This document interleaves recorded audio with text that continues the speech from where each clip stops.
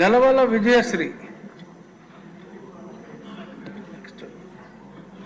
ధన్యవాదాలు అధ్యక్ష.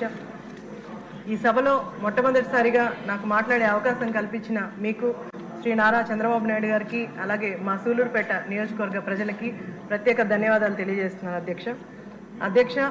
మనకు స్వాతంత్రం వచ్చి 77 సంవత్సరాలు పైబడింది. కానీ మా సూలూరుపేట నియోజకవర్గంలో కొరిడి పేర్నాడు రోడ్ని నిర్మించడం ఇంతవరకు జరగలేదు అధ్యక్ష.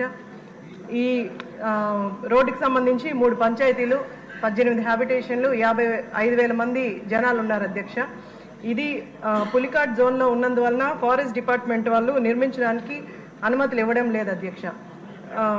ఈ పులికాట్ సరస్సుని అలాగే వాతావరణాన్ని కాపాడడం మనకు ఎంత బాధ్యత ఉందో, అలాగే ఈ 5,000 మంది జీవితాన్ని కూడా కాపాడడం కూడా మనకు అంతే బాధ్యత ఉంది అధ్యక్ష.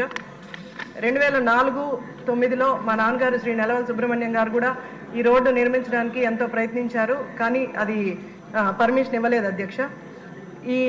ఇప్పుడు ఈ రోడ్డుకి ఈ జనాల పరిస్థితి ఏంటంటే, హాస్పిటల్కి వెళ్ళాలనే అత్యవసర పరిస్థితుల్లో కూడా వాళ్ళు 17 కిలోమీటర్లు వెళ్లాల్సింది అధ్యక్ష. కానీ ఈ 17 కిలోమీటర్లు జర్నీ చేయాలంటే వాళ్ళకి గంట పైగా సమయం పడుతుంది అధ్యక్ష.